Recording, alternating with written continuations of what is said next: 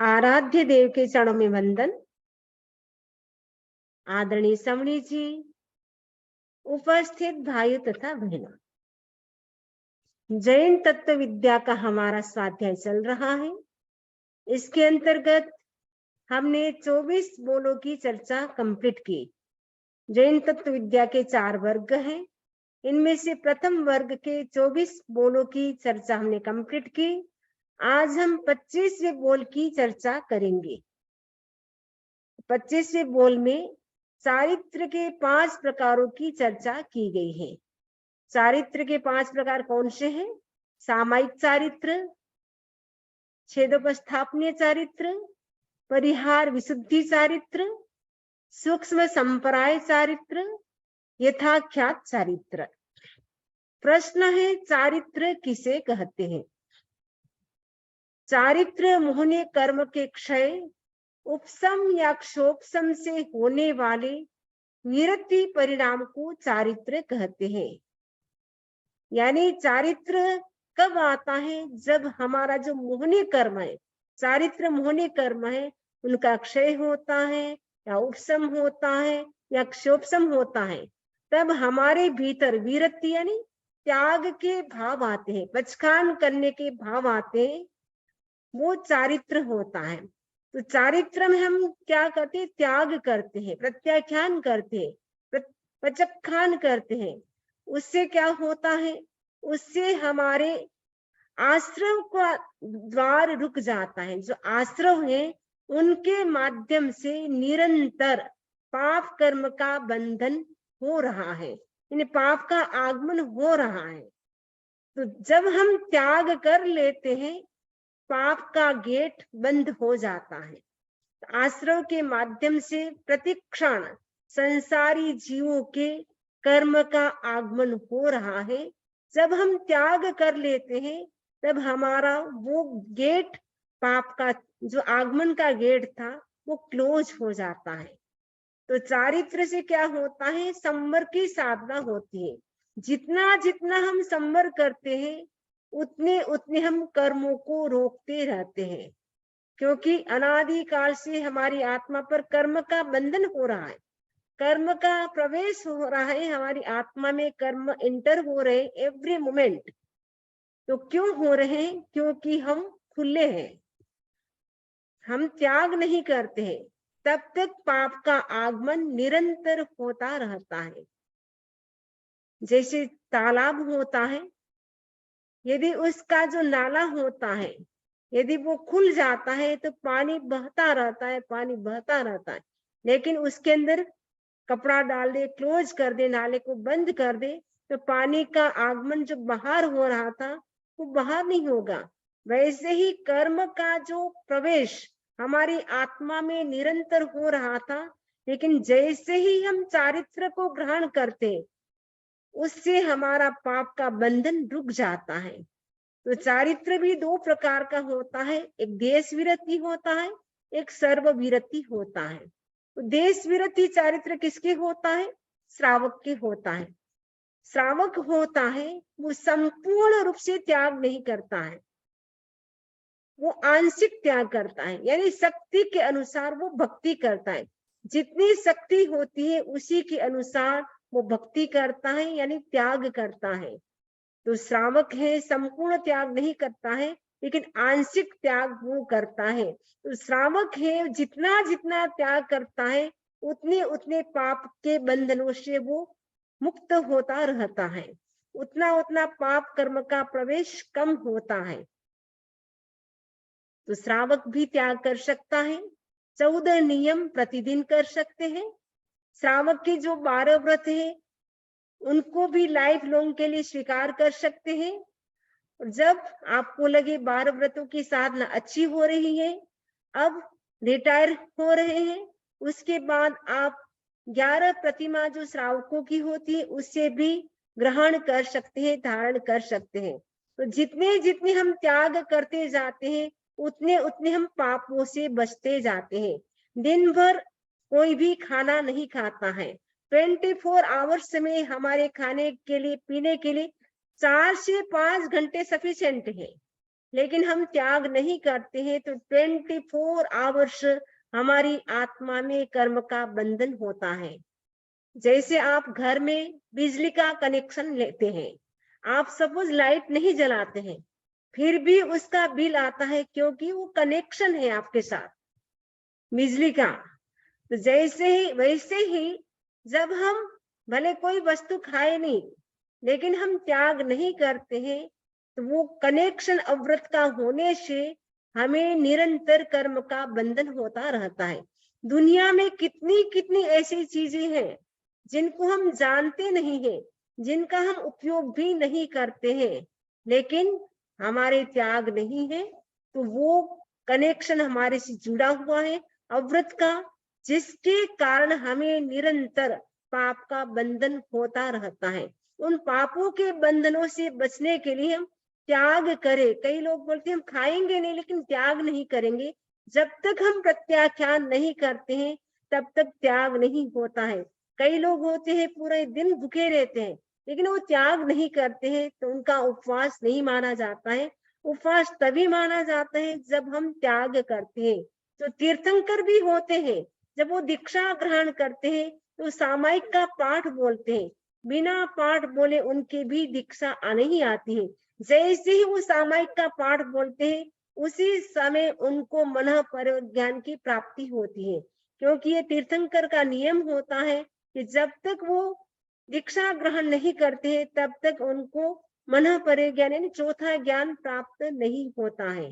तो चारित्र से क्या होता है, जो हमारी आत्मा पर निरंतर कर्म का बंधन हो रहा था वो चारित्र ग्रहण करने से रुक जाता है। तो जो श्रावक होता है वो आंशिक त्याग करता है, जितनी जरूरत है जितना वो कर सकता है उतनी वो कोशिश करता है, लेकिन वो पूर्ण रूप से त्याग नहीं कर पाता है, क्योंकि सबकी शक्ति समान नहीं होती है। तो आनंद आदि जो श्रावक थे उन्होंने भी श्रावक के 12 व्रतों को ग्रहण किया था। उन्होंने भगवान से कहा बनते हम पूर्ण रूप से त्यागी नहीं बन सकते, लेकिन हम श्रावकों के जो 12 व्रत हैं उनकी हम आराधना कर सकते हैं। आप लोग भी यहाँ जो सुन रहे हैं वो भी कोशिश करें कि हम भावना तो रखें कि हम संपूर्ण त्याग करें, चारित्र हमारे आए, लेकिन जब तक चारित्र न आए तब तक हम 12 व्रती श्रावक बने। क्योंकि मनुष्य भव कल ही बताया था प्रेशियस टाइम है। इस प्रेशियस टाइम में जितना हमें समय मिला है उतना हम धर्म ध्यान करके मनुष्य भव को सफल करें। आचार्य श्री का प्रवचन सुन रही थी, उनमें आचार्य श्री फरमा रहे थे ये मनुष्य भव हमें किस लिए मिला है, मोक्ष की साधना करने के लिए मिला है।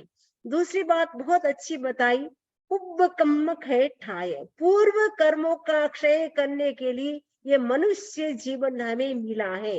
बाकी जगह तो पाप का बंधन ही बंधन है, लेकिन इस मनुष्य भव में ही हम जो बंधे हुए कर्म है उसको हम क्षय कर सकते, तोड़ सकते हैं।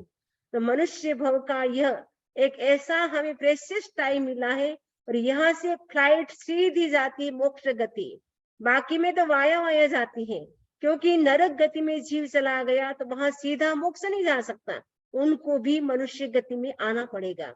देव गति के कुछ जीव ऐसे हैं अनुत्तर विमान में, सर्वार्थ सिद्ध विमान में, जो एकदम मोक्ष के निकट है, 12 योजन की डिस्टेंस है, लेकिन वो भी वहां से मोक्ष नहीं जा सकते, उनको भी मनुष्य बनना पड़ता है। यानी बाकी गति को तो सब वाया वाया मोक्ष होता है, लेकिन मनुष्य भव से डायरेक्ट फ्लाइट सीधी कहाँ जाती, मोक्ष गति में जाती है। वो कब जाएगी, जब हम चारित्र ग्रहण करेंगे, त्याग की भावना होगी। जितना जितना हम त्याग करते जाएंगे उतने उतने हम पापों के द्वारों को रोकते जाएंगे, क्योंकि पाप का बंधन होता है उनको फिर हमें भोगना ही पड़ता है। जब पाप का उदय होता है तब हम सोचते ऐसे कैसे हो गया, लेकिन हमने किया था, हमको भोगना पड़ेगा। हम तो करके भूल जाते हैं, लेकिन जो कार्मिक अकाउंट हमारी आत्मा पर जो लगा हुआ है, कार्बन शरीर, उसमें कार्मिक अकाउंट है, सीसी कैमरा लगा हुआ है, जो एवरी मोमेंट का वो हिसाब किताब रखता है कि किस समय आपने कौन से भाव किए, किस समय आपने क्या पाप किए, वो सारा हिसाब किताब वो कार्बन शरीर के अंदर सीसी कैमरा लगा हुआ है वो रखता रहता है। तो हमें एवरी मोमेंट जागरूक रहना है, त्याग करना है। तो 20 घंटा यदि हम 24 घंटे में से त्याग करते हैं तो वर्ष तक जितना लाभ होता है। तो 24 आवर्स में से 4 घंटा रख ले, बाकी 20 घंटे का आप त्याग कर सकते हैं। उसमें भी टाइम फिक्स कर ले कि ब्रेकफास्ट का टाइम 8 से 9 का टाइम या 9 से 10 का, जो भी टाइम आपको अच्छा लगे वो रख सकते हैं, बाकी आप त्याग कर सकते हैं। वैसे ही लंच का टाइम, उसके बीच आपको अगर कुछ खाना हो तो वो टाइम रख ले कि बाद में मैं 2 घंटे के बाद अमुक वस्तु लूंगी, उसके बाद त्याग। बाद में लंच का टाइम हो 2 से 3 या 1 से 2, तो वो टाइम फिक्स कर ले कि उस समय मैं लंच करूंगा। और डिनर का टाइम 5 से 6 या 6 से 7, जो भी टाइम हो वो फिक्स कर ले। तो उस समय उतना रख करके बाकी मुझे त्याग है, ऐसे भी कर सकते हैं। और या ऐसा ना अच्छा लगे तो खाना खाया, ब्रेकफास्ट किया, डिनर किया, तुरंत त्याग कर ले।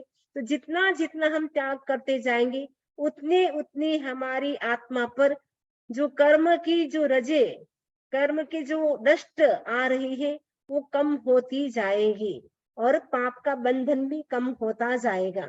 तो सबसे पहला हमारा चारित्र है सामायिक चारित्र। तो सामायिक चारित्र किसे कहते हैं? सामायिक चारित्र का मतलब होता है सावध्य योग का त्याग। अब प्रश्न है सावध्य योग क्या है? पापकारी जो प्रवृत्ति है उनका नाम है सावध्य योग। सामायिक जब करते हैं साधु होता है वो लाइफ लॉन्ग के लिए सावध्य योग यानी पापकारी प्रवृत्ति का त्याग करता है, यानी लाइफ लॉन्ग के लिए संकल्प करता है मैं पापकारी प्रवृत्ति नहीं करूंगा, यानी पापकारी एक्टिविटीज कुछ भी नहीं करूंगा। वो कौन करता है? साधु होता है वो करता है। श्रावक होता है वो सामायिक जब करता है तब वो क्या करता है? एक मुहूर्त के लिए मुझे सावध्य योग सेवन करने का त्याग है। श्रावक होता है वो एक मुहूर्त के लिए सावध्य योग का त्याग करता है। और जो साधु होता है वो लाइफ लॉन्ग के लिए सावध्य योग सेवन करने का त्याग करता है।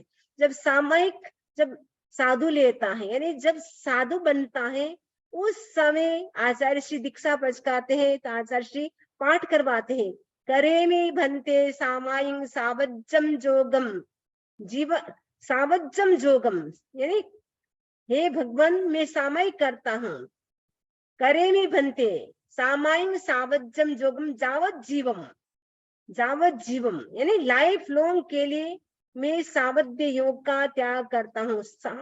लाइफ लॉन्ग के लिए मैं सामायिक करता हूँ। और श्रावक होता है वो एक मुहूर्त के लिए सामायिक करता है। तो सामायिक में चारित्र हो गया यानी पापकारी प्रवृत्ति का त्याग हो गया।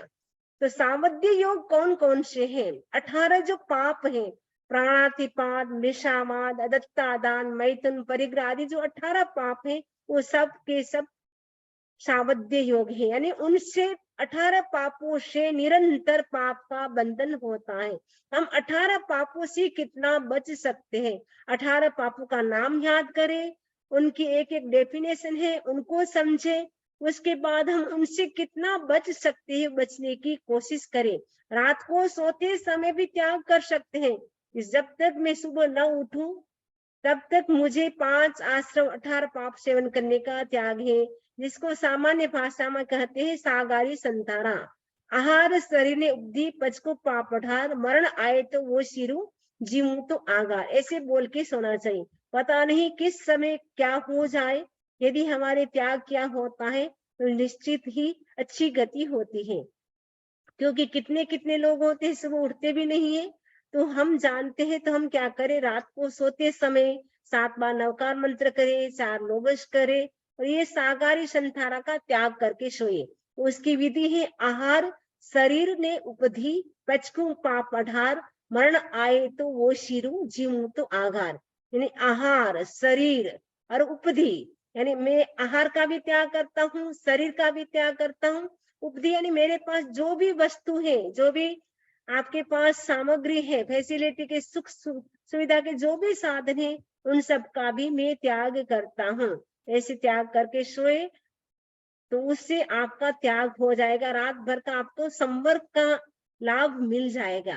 तो सामायिक चारित्र में सावध्य योग का त्याग किया जाता है। और जितने जितने हम पापकारी प्रवृत्ति यानी अशुभ भावों में रहते हैं, अशुभ विचारों में रहते हैं, उतना उतना हमारे बंध किसका होता है, दुर्गति का बंध होता है। एक स्थान पे पढ़ा था कि जब जब हम अशुभ भावों में रहते हैं, अशुभ विचारों में रहते हैं, उस समय हमारे दुर्गति का बंध हो सकता है। जब जब हम शुभ भावों में रहते हैं, शुभ विचारों में रहते हैं, उस समय हमारे सदगति का बंध हो सकता है। तो हमें पता नहीं किस समय आयुष्य का बंध होगा, तो हमें क्या करना, एवरी मोमेंट जागरूक रहना है। कभी भी आयुष्य का बंध हो हमें कोई चिंता नहीं, क्योंकि हम एवरी मोमेंट अच्छे भावों में, अच्छे विचारों में रहते हैं। श्योर हमारे नेक्स्ट बर्थ जो है वो अच्छा ही होगा। तो हम क्या करें, निरंतर जो सावध्य योग है, अशुभ विचार है, अशुभ भाव है, उनसे हम बचते रहे। तो जितना हम बचते रहेंगे उतना उतना हमारे पाप का बंधन भी कम होता रहेगा। पहला चारित्र है सामायिक चारित्र, जिसमें लाइफ लॉन्ग के लिए पापकारी एक्टिविटीज का त्याग किया जाता है। तो सामायिक चारित्र दो प्रकार का होता है, देश चारित्र और सर्व चारित्र। देश चारित्र श्रावक के होता है और सर्व चारित्र होता है, ये संपूर्ण त्याग किसके होता है, साधु के होता है। ये जो सामायिक चारित्र है वो कितने समय का होता है, इसका कालमान क्या है, जगन्य 7 दिन यानी मिनिमम 7 दिन के लिए, 7 डेज के लिए, और मैक्सिमम 6 महीने के लिए, मध्य में 4 महीने के लिए। इसका मतलब क्या है कि क्योंकि जब दीक्षा देते हैं, आपने देखा होगा दीक्षा देते हुए, तो जब दीक्षा देते हैं तब केवल पाठ बोलते, करेमी बनते सामाई सावज्जम जोगम बच्चखामी जाओ जीवम उत्तम एगम जाओ जीवम उत्तम बज्वासामी दुहिम तीर्णं न करे न कारमी मनसा वैसा कायसा तस्य बनते पड़िकमामी निंदामी गरियामी अपाणं गोशिरामी। ये पाठ का त्याग कराया जाता है, ये पाठ केवल बोलते हैं, उस समय ये पाठ बोला जाता है। और ये कितने दिन तक, 7 दिन तक, यानी कभी आप देखते हैं 7 दिन के बाद बड़ी दीक्षा होती है, और मध्यम 4 महीने के बाद भी किसी की बड़ी दीक्षा हो सकती है। सपोज किसी को प्रतिक्रमण याद नहीं हुआ, तो 4 महीने तक याद नहीं हुआ तो 4 महीने के बाद दीक्षा देंगे, क्योंकि प्रतिक्रमण याद होने के बाद ही बड़ी दीक्षा होती है। तो इसीलिए दीक्षा आदेश के बाद प्रतिक्रमण सीखते हैं, और 7 दिन के भीतर भीतर कंप्लीट प्रतिक्रमण होना जरूरी है। वो नहीं होता है तो दीक्षा को रोक लेते हैं, बड़ी दीक्षा नहीं देते हैं, 4 महीने के बाद होती है। यदि कभी कभी 6 महीने के बाद भी होती है, वो इसलिए क्योंकि कभी कभी सपोज बड़ा भाई या बड़ी बहन या माता पिता का भी दीक्षा का भाव हो गया हो, वो दीक्षा लेने वाले हो, तो उनको दीक्षा दे करके उनके साथ ही हमें भी बड़ी दीक्षा दी जाती है, क्योंकि जो पहले दीक्षा लेता है वो बड़ा हो जाता है। इसीलिए पता चल गया कि माता पिता या बहन भाई की दीक्षा होने वाली हो, बड़े बहन भाई हो, तो उनको पहले दीक्षा देते हैं, फिर उनकी जब बड़ी दीक्षा होती है साथ में उनकी भी दीक्षा होती है। उत्कृष्ट 6 मास की ये दीक्षा होती है सामायिक चारित्र, इत्वरिक और यावत कथित। इत्वरिक में तो 7 दिन, 4 मास और 6 मास। इत्वरिक मैंने अल्पकालिक, थोड़े समय के लिए। यावत कथित यानी लाइफ लॉन्ग के लिए सामायिक चारित्र का त्याग होता है। ये जो सामायिक चारित्र है उनकी जो स्थिति है, ड्यूरेशन है, वो कितने समय का है, मिनिमम अंतर मुहूर्त, यानी दीक्षा ग्रहण की अंतर मुहूर्त के बाद किसी की मृत्यु हो गई तो अंतर मुहूर्त तक, और उत्कृष्ट मैक्सिमम कुछ कम 1 करोड़ पूर्व वर्ष तक। यानी जो महाविद्य क्षेत्र है उनकी जो उम्र है मैक्सिमम 1 करोड़ पूर्व वर्ष की होती है।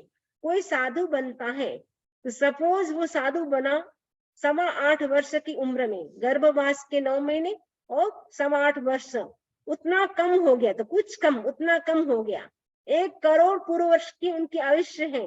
वो सामायिक चारित्र कब तक रहेगा, 1 करोड़ वर्ष पूर्व तक रहेगा। कुछ कम यानी 8.25 वर्ष को कम कर दो, 1 करोड़ पूर्व वर्ष तक उनका वो चारित्र रहेगा। तो सामायिक चारित्र की स्थिति मिनिमम अंतर मुहूर्त और मैक्सिमम कुछ कम 1 करोड़ पूर्व वर्ष की होती है।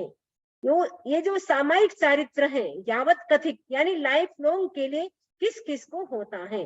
तो 22 तीर्थंकर के समय में यावत कथित चारित्र होता है, उनके छेदोपस्थापनीय चारित्र नहीं होता, ओनली सामायिक चारित्र, क्योंकि वो ऋजु प्राज्ञ होते हैं। 22 तीर्थंकर के जो टाइम में जो 22 तीर्थंकर होते हैं वो ऋजु प्राज्ञ होते हैं उनके टाइम के, क्योंकि प्रथम तीर्थंकर और अंतिम तीर्थंकर के जो जीव होते हैं वो अलग टाइप के होते हैं। प्रथम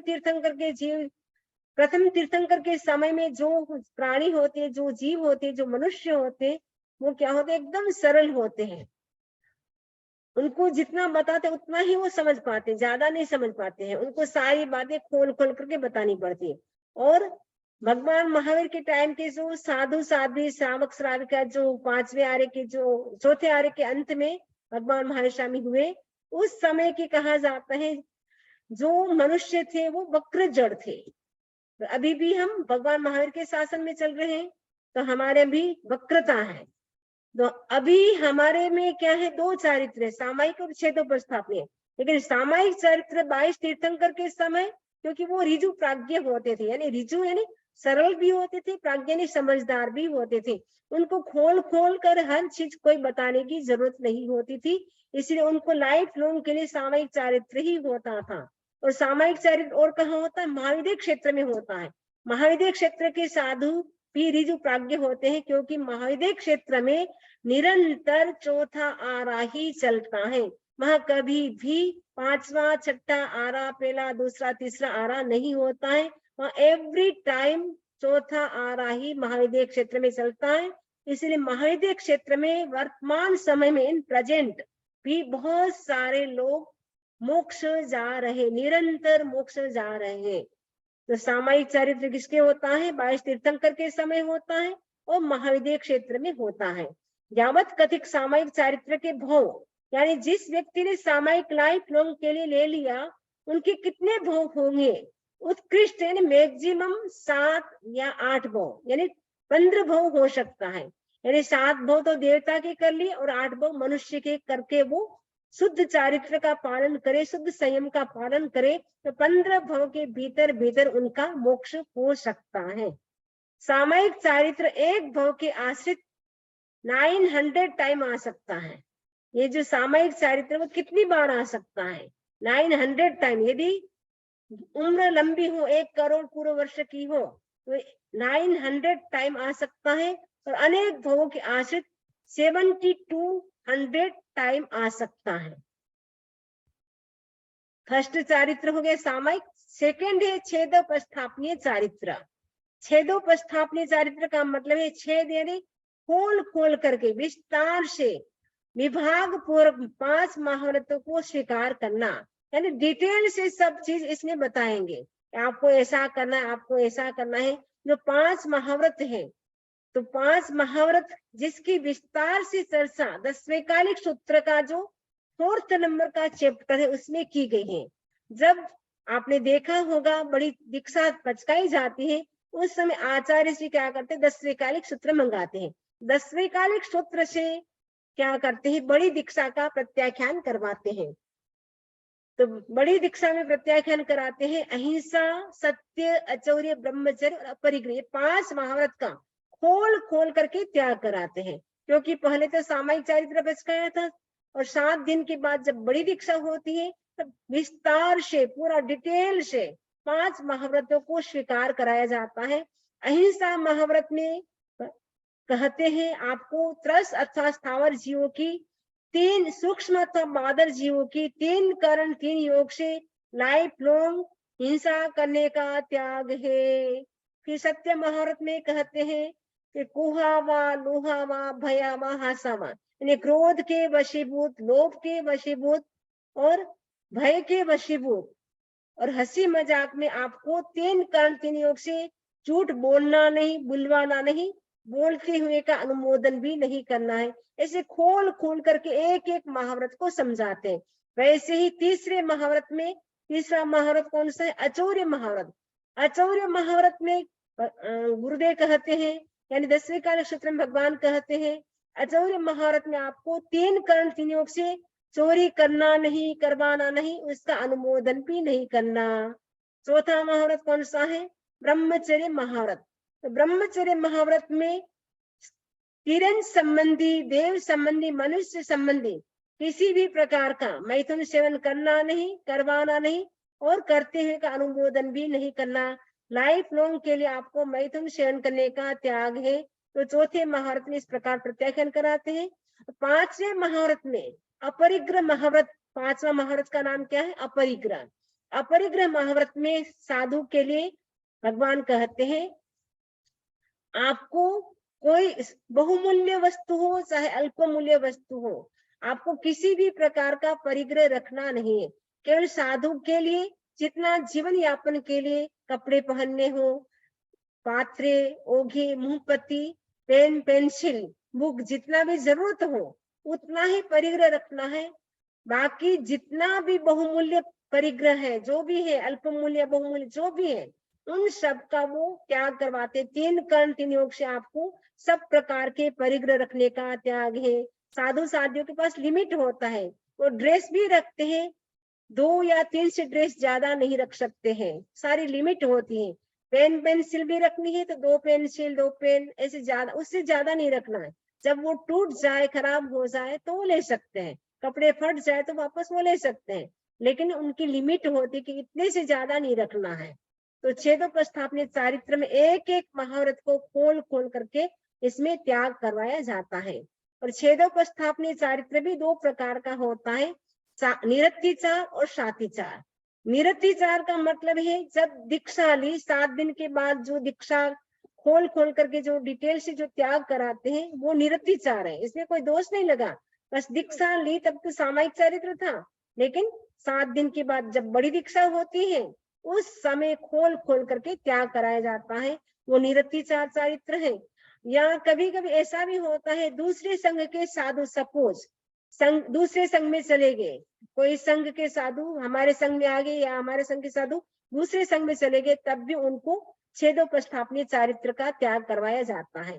जैसे एग्जाम्पल आता है हमारे इतिहास में, भगवान महावीर स्वामी के टाइम पार्श्वनाथ भगवान की परंपरा के जो शिष्य थे केसी श्रवण, वो गौतम स्वामी के साथ आए और भगवान महावीर से पूरी डिटेल से दीक्षा ग्रहण किया, छेदोपस्थापनीय चारित्र ग्रहण किया।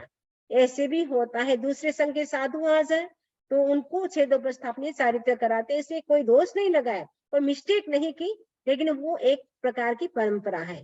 सातिचार यानी अतिचार यानी दोष, इसमें दोष लगाते हैं, यानी छोटे मोटे दोष से तो क्या है उसका प्रायश्चित देकर के शुद्ध हो जाते हैं, लेकिन कोई बड़ी मिस्टेक करता है उनको क्या करते हैं गुरुदेव या जो भगवान होते हैं, वो भगवान के टाइम होते हैं भगवान करते हैं, अभी वर्तमान में हमारे गुरुदेव हैं तो गुरुदेव क्या करते हैं उनको वापस दीक्षा देते हैं, वापस दीक्षा देते हैं, तो वो होता है छेदोपस्थापनीय चारित्र। ये सातिचार्य जब दोष लगाते हैं, मिस्टेक करते हैं, तब उनका जो साधुपन होता है वो चला जाता है, इसलिए पुनः दीक्षा उनको पचकाई जाती है।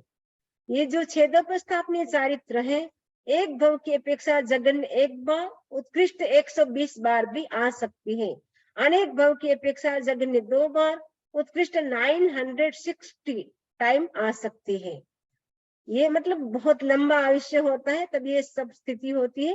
और अनेक भव की अपेक्षाएं, कई भव में हम दीक्षा तो लेते ही रहते हैं, तो मैक्सिमम 960 बार ये आ सकती है। प्रथम एवं अंतिम तीर्थंकर के समय ये चारित्र होता है, यानी भगवान ऋषभ के टाइम के जो साधु साधी थे वो रिजु जड़ थे, वो एकदम सरल होते थे, इसीलिए उनके टाइम में उनको खोल खोल करके बताना पड़ता था।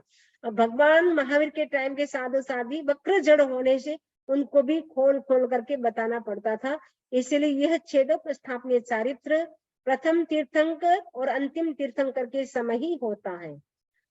परिहार विशुद्धि चारित्र, तीसरे नंबर का चारित्र है परिहार विशुद्धि चारित्र। परिहार का मतलब होता है तपस्या, विशुद्धि यानी विशिष्ट प्रकार की साधना करना। तो परिहार विशुद्धि चारित्र में क्या करते हैं साधु साध्वी, विशिष्ट प्रकार की साधना करते, तपस्या की साधना करते।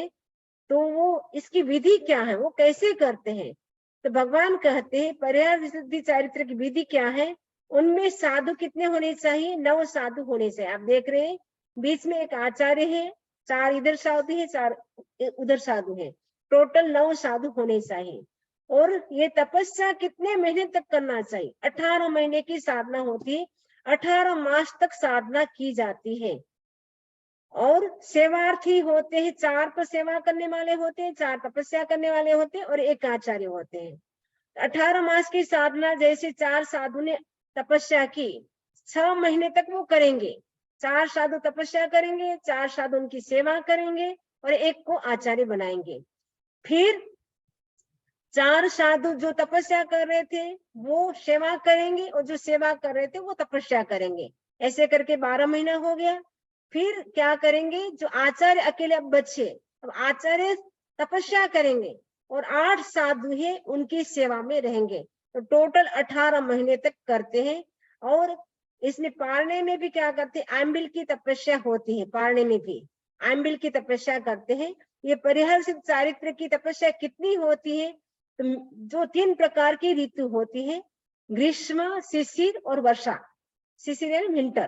तो ग्रीष्म ऋतु जो समर होता है, तो समर यानी गर्मी का टाइम होता है, उसमें मिनिमम उपवास करेंगे और मध्यम में बेला करेंगे और मैक्सिमम तेला करेंगे।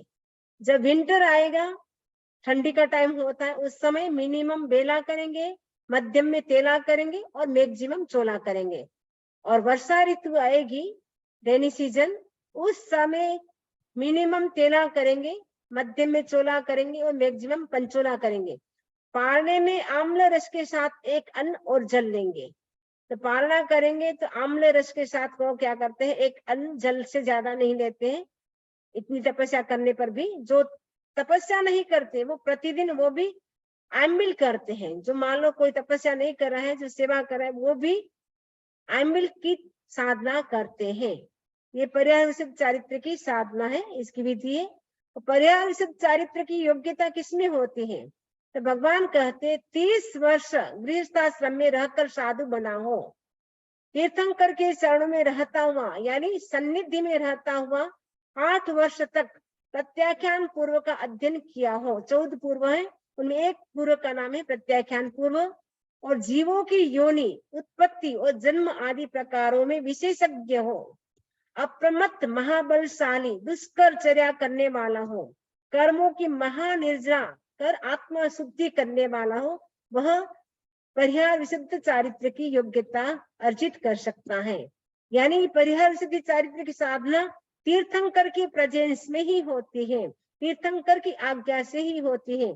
यदि तीर्थंकर न हो तो तीर्थंकर के साथ जिन्होंने चारित्र की आराधना की है उनके आज्ञा से भी ये परिहार विशुद्ध चारित्र की आराधना की जा सकती है।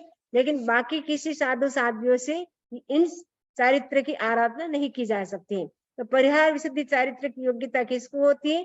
जो तीर्थंकरों के चरणों में रहता है, जो 30 वर्ष तक गृहस्थाश्रम में रहा हुआ हो और प्रत्याख्यान पूर्व का जिसने अध्ययन किया हो 8 वर्ष तक, इन सब की जानकारी हो।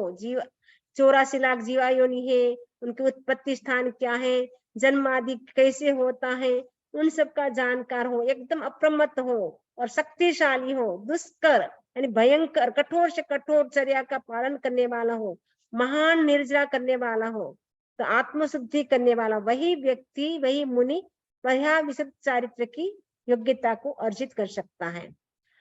चौथा चारित्र है सूक्ष्म संप्राय चारित्र। सूक्ष्म यानी थोड़ा, संप्राय यानी लोभ। तो जिस चारित्र में 10वें गुण स्थान में होता है, 10वें गुण स्थान में ये जो चारित्र होता है, तो 10वें गुण स्थान में लोभ भी थोड़ा सा रहता है। तो 10वें गुण स्थान का चारित्र है सूक्ष्म संप्राय चारित्र। इसमें लोभ कैसा है? वो थोड़ा सा रहता है, इसलिए इस चारित्र का नाम है सूक्ष्म संप्राय चारित्र। तो सूक्ष्म संप्राय चारित्र वाला यदि 10वें गुण स्थान में आ गया, यदि उनकी मृत्यु हो तो वो कहाँ जा सकते हैं? तो भगवान कहते हैं सूक्ष्म संप्राय चारित्र की आराधना करने वाला मुनि अनुत्तर विमान में ही जाता है, उनकी और कोई गति नहीं, अनुत्तर विमान में ही उनका जन्म होगा। सूक्ष्म संप्राय चारित्र के भोग कितने होते? यदि कोई व्यक्ति सूक्ष्म संप्राय चारित्र वाला है, उनके कितने भोग होंगे? तो भगवान कहते हैं सूक्ष्म संप्राय चारित्र के भोग मैक्सिमम 3 और मिनिमम 1। यानी एक भोग के अंदर, यानी उसी भोग में, यानी एक भोग करके मोक्ष जा सकता है या 3 भोग करके मोक्ष जा सकता है। लास्ट चारित्र है यथाख्यात चारित्र, यानी वो वीतराग का चारित्र, जिसमें किसी भी प्रकार का राग द्वेष नहीं होता है, एकदम समान स्थिति होती है, एक जैसी भावधारा सबकी होती है, क्योंकि न राग है किसी के प्रति न द्वेष है। ये वीतराग का चारित्र है, इसलिए इसका नाम है यथाख्यात चारित्र। ये जो हमने 5 चारित्र की जो चर्चा की, वो कौन से गुण स्थान में पाया जाता है? तो भगवान कहते हैं कि छेदोपस्थापनीय और सामायिक चरित्र 6ठे से 9वें गुण स्थान तक होता है। 14 गुण स्थानों की हमने जो चर्चा की थी, तो आप समझ गए होंगे कि छेदोपस्थापनीय चरित्र है और सामायिक चरित्र है, 6ठे गुण स्थान से लेकर के 9वें गुण स्थान तक होता है। और परिहार विशुद्धि चारित्र की अभी हमने चर्चा की, वो 6ठे से 7वें गुण स्थान में होता है, 8वें गुण स्थान में नहीं होता है, 6ठे से 7वें गुण स्थान तक होता है। क्योंकि परिहार सिद्धि चारित्र की आराधना करने के बाद वो वापस, या तो कुछ होते हैं वो जिनकल्पिक साधु बन जाते हैं, और कुछ है कंटिन्यू करते हैं, और कुछ होते हैं वो वापस गण में आ जाते हैं। ये 6ठे और 7वें गुण स्थान में ही होता है। और सूक्ष्म संप्रदाय चारित्र 10वें गुण स्थान में होता है, और यथाख्यात चारित्र है 11वें से 14वें गुण स्थान तक होता है। तो 11वें से 14वें गुण स्थान तक इसीलिए कहा क्योंकि यथाख्यात चारित्र है वो वीतराग चारित्र है, और वीतराग होते हैं उनका मोक्ष फिक्स है, तो 14वें गुण स्थान में उनका मोक्ष हो जाता है, इसीलिए यथाख्यात चारित्र 11वें से 14वें गुण स्थान तक होता है। प्रथम 4 चारित्र क्षाय पस्मिक भाव है। प्रथम 4 चारित्र कौन कौन से? सामायिक चारित्र, छेदोपस्थापनीय चारित्र, परिहार विशुद्धि चारित्र और सूक्ष्म संप्रदाय चारित्र। ये प्रथम 4 जो चारित्र है वो क्षयोपस्मिक भाव है। और यथाख्यात चारित्र है उपसम या क्षय सापेक्ष है। यथाख्यात चारित्र में कुछ साधु होते हैं वो उपसम श्रेणी लेते हैं, और कुछ होते हैं वो क्षपक श्रेणी लेते हैं। तो उपसम श्रेणी लेते हैं उनका तो मोक्ष नहीं होता है, लेकिन जो क्षपक श्रेणी लेते हैं उनका उसी जन्म में मोक्ष हो जाता है। ये हमने संक्षेप में 5 चारित्र की हमने चर्चा की है। ये 5 चारित्र की चर्चा बहुत महत्वपूर्ण है। ये चारित्र एक ऐसी की है कि इससे हम मोक्ष तक पहुंच सकते हैं, तो आत्मा के लिए बहुत अच्छी की है। तो इसके माध्यम से हम चारित्र को ग्रहण करके हम मोक्ष तक पहुंच सकते हैं, क्योंकि मोक्ष के 4 मार्ग हैं। सम्यक दर्शन ज्ञान चारित्राणि मोक्ष मार्ग। तो सम्यक दर्शन, सम्यक ज्ञान, सम्यक चारित्र और सम्यक तप, तो ये चारित्र भी मोक्ष का मार्ग है। तो डायरेक्ट मोक्ष ले जाने वाला मार्ग है, वाया वाया नहीं, सीधा मोक्ष पहुंचाने वाला है। चारित्र यदि व्यक्ति ग्रहण कर लेता है तो सीधा मोक्ष जा सकता है। तो यदि आप कहेंगे हम चारित्र ग्रहण नहीं करेंगे, हम नहीं जाएंगे, जा सकते हैं, लेकिन वाया वाया जा सकते हैं। तो मनुष्य भोग मिला है तो हम डायरेक्ट भी फ्लाइट पकड़ सकते हैं मोक्ष जाने की। तो ये हमने प्रथम वर्ग के अंतर्गत 25वां बोल सामायिक के नहीं, चारित्र के 5 प्रकारों की हमने चर्चा की। तो संक्षेप में हमने चर्चा की। अब इससे संबंधित किसी को कोई प्रश्न हो तो पूछ सकते हैं, इस आशा के साथ ओम अरहम, ओम अरहम।